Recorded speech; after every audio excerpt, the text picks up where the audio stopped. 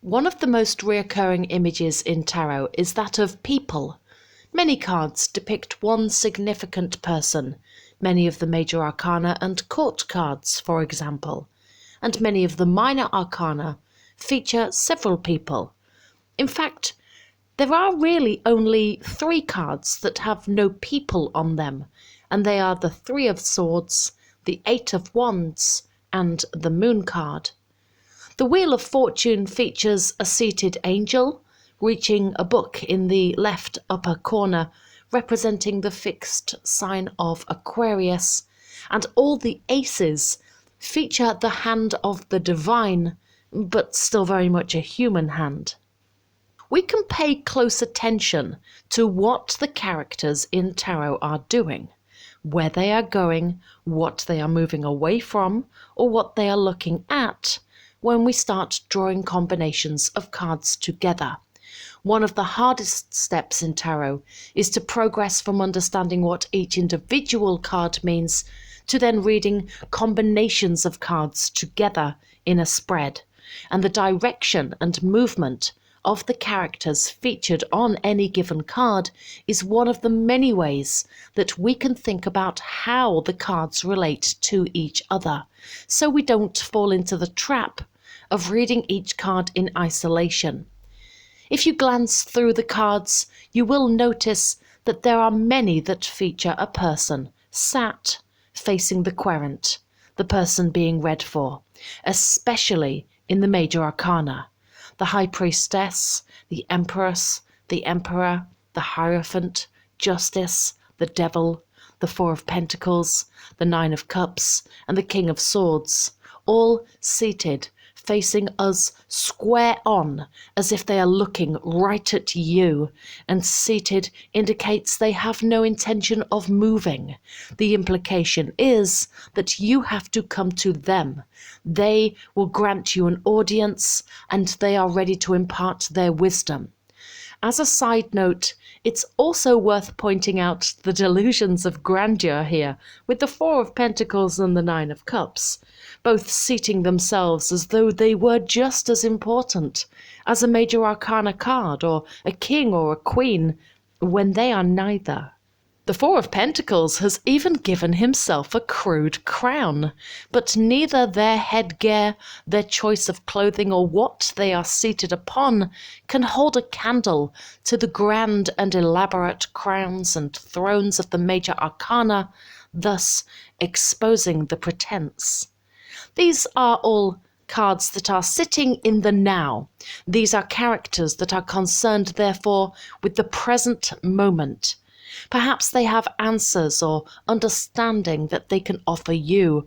Perhaps they are inviting you to consider an important question. And it's safe to say, in the context of a spread, that none of these cards appears all that interested in either card that lies next to them. The Magician and the Chariot are also looking straight forward, although they of course are not seated, which does suggest movement, but forward momentum. When we think of movement in tarot, the most obvious example would of course be the Knights. There are many cards that feature characters heading in a direction, but the Knights are generally assisted with this, since they are all mounted on horses. Death, the Sun, and the 6 of Wands are all also supported in their movement in the same way. Have you ever noticed that the fastest 2 knights are depicted in traditional tarot as charging left or west, whereas the slowest 2 are heading right or east? We understand what each of the knights are bringing. The Knight of Swords is bringing communication or thoughts. The Knight of Wands is bringing inspiration, passion, and enthusiasm. The Knight of Cups is bringing something emotional and would like to explore feelings at a greater depth. And the Knight of Pentacles is bringing something tangible, something real in the material world. But where are they taking these things? The most common interpretation of this directional momentum relates to past, present, or future. The Knight of Wands might be revisiting the past, and the King of Swords would be interested in the present, and the Knight of Pentacles is moving towards the future. There are a few other ways we can look at this. West does relate to the element of water, so perhaps the Knight of Wands is returning to something that touches his heart. East is air. The Knight of Pentacles is therefore perhaps moving towards something that he has given a lot of thought. As far as compass points go, some characters are looking up and others are looking down, so it is worth bearing in mind that for some interpretations, north can represent earth and south can represent fire. Compass points can get confusing, however, because the attributed element seems to be different depending on the source that we look at. But as a general rule, we can view west being where the sun sets and the sun rising in the east, so we can see this in terms of what is past and what is new. The Fool, the Hermit, the Seven of Swords, the Five of Pentacles, the Eight of Cups and the Ten of Wands are also all moving in a direction, although they don't have horses, so the nature of said travel may be more subtle and of course slower. The Six of Swords, however, has a boat, which is mighty handy. Please do note that although the man featured in the Seven of Wands is heading west, he's also glancing east towards the source of his deception. In a similar way, the World card's body indicates that she's moving east, and yet she's taking one last lingering look backwards before she steps into the future. All four pages have not yet started moving, but the position of their bodies and where they are looking indicates much.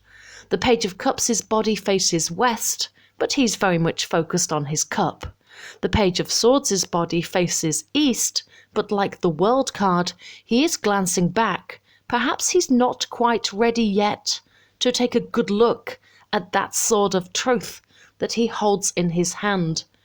The Page of Wands and Pentacles both face east, and they are very much focused on the symbol of their suit, as if they understand that they need to start moving forward to achieve all their suit has to offer.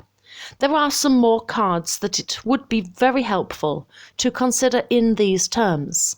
The Five of Cups, the Queen of Cups, the Six of Pentacles, the Queen of Swords, the King of Wands, the Queen of Pentacles, the Two of Wands, and the Nine of Swords.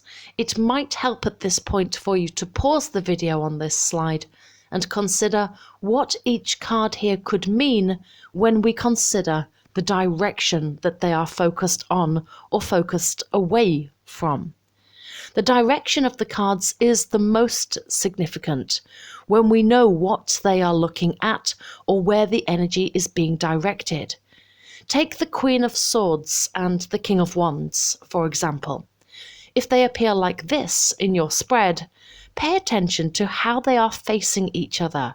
She seems to be beckoning him, and he is staring at her intently. This is a hot and positive elemental combination of air and fire. We can expect some fireworks here. If, however, these two turned up in a spread the other way around, now they have their back turned to each other, and their attention is focused elsewhere, and certainly not on each other. If we placed the Five of Swords between them, perhaps they're not talking to each other after an argument. Facing each other with the Five of Swords between would suggest they're about to have an argument, and quite a heated one we could imagine, given the elemental combination we have going on here. With the Five of Swords, perhaps the Queen here gains the upper hand because she is of swords, but with the Five of Wands, the King might have the edge. Here are a few examples of combinations. The Seven of Swords, the Knight of Wands and the Justice card features two cards of movement and direction. The Seven and the Knight. We know Justice is interested in the now. We might here focus on the Knight of Wands and suggest that he is heading back towards old patterns of deception, cheating, and lying, and he moves away from justice because he cannot handle dealing with the consequences of his actions. In this example, the Three of Swords, the Nine of Wands, and the Ace of Cups, we can see here that the wounded warrior in the Nine of Wands has set up his defenses, but he is glancing back at the heartbreak. Perhaps he is so focused on ensuring that he doesn't get his heart broken again, he's failed to notice that the offer of new love is right here for him. Perhaps he's very aware the Ace of Cups is here for him, but he knows he needs to address the past heartbreak before he's ready to look at that cup. As another exercise, here are a few more combinations for you to consider. Again, you might want to pause the video to take your own notes, and I'd love to see what you make of these combinations in the comments section. We have here the King of Swords, the Knight of Cups, and the Eight of Pentacles, the Tower, the World, and the Six of Pentacles, the Three of Pentacles, the Knight of Pentacles, and the Ace of Swords, and the Five of Wands, the Six of Swords, and the Three of Cups. Try flipping these same cards around, because placing them in a different order can change so much. From this point onwards, I will go through some of the cards that feature direction or movement, those that I have not yet already specifically addressed, and I'll just draw your attention to a few things for your consideration. It's worth mentioning that in other decks, the direction of the characters can sometimes change, and that, of course, will change the intention of the card. The Fool is certainly moving. He is heading west towards water or emotions or the past, something that makes his heart sing, but the fact he is essentially going backwards as he steps into his future indicates the circular or infinite nature of his journey, coming back around full circle. He looks upwards towards the sky as if hoping to receive some divine guidance. What card is he moving towards? And what card is he leaving behind? The Magician is focused on the present moment, but he does have one hand held high, holding a baton, representing that he is using the wisdom and knowledge of past experience, and his other hand points towards the future position. He knows where he's going. What card lies to the right? Where is his will and direction pointed towards? In the Lovers, the man looks directly at the woman, whereas she is looking up at the Archangel Raphael. Has she noticed the man yet? Does this suggest that feminine energy is more spiritually evolved than masculine energy? Are there answers that she is seeking? Will she fall instantly in love with the man when she sees him? Either way, they do face each other, as if nothing else in the world matters to them in this moment. That feeling of the entire world fading away when you first fall in love and all you want to know is each other. The man and woman in the Devil card and in the Two of Cups are also facing inwards towards each other, indicating where their focus lies and indeed where it does not. In a similar way, the woman and the lion in the Strength card are entirely focused on each other. What lies either side of any of these cards? What are they ignoring in favour of each other? The Hermit is on a journey of self-discovery, and he turns to the past to draw on his inner wisdom. What card lies left of the Hermit? What is the source of this wisdom and experience? Death is moving, and with the assistance of his trusty pale mare, nothing can stop him from pushing forward. Death is inevitable and unstoppable. He moves towards the future, trampling on whatever gets in his way. Rich, poor, young, old, no one escapes death. A river of emotions flows along with him in the same direction, and in the background we see both the moon card and the sun card, speaking of the certainty of this card. As the sun sets, the moon rises, only to give away to the sun again, the dawning of the new day, and the cycle continues. Change is predictable. The next card possibly shows what comes after this painful transition. The cherub on the sun card, as we have pointed out, also has a horse, so his movement is greatly assisted. He is enjoying the present moment, but also turned slightly eastwards, putting a wall between him and what has passed. He knows he's moving forward, but perhaps he's taking a slight pause to enjoy this moment. All 4 aces, in a similar way to the knights, are coming from a particular direction and moving towards a particular direction. The ace of wands and cups, right to left, and the ace of swords and pentacles, left to right. This suggests that wands and cups may feature a degree of looking back, a coming back to something, whereas the ace of swords and pentacles suggests something brand new and a moving away from any past energy.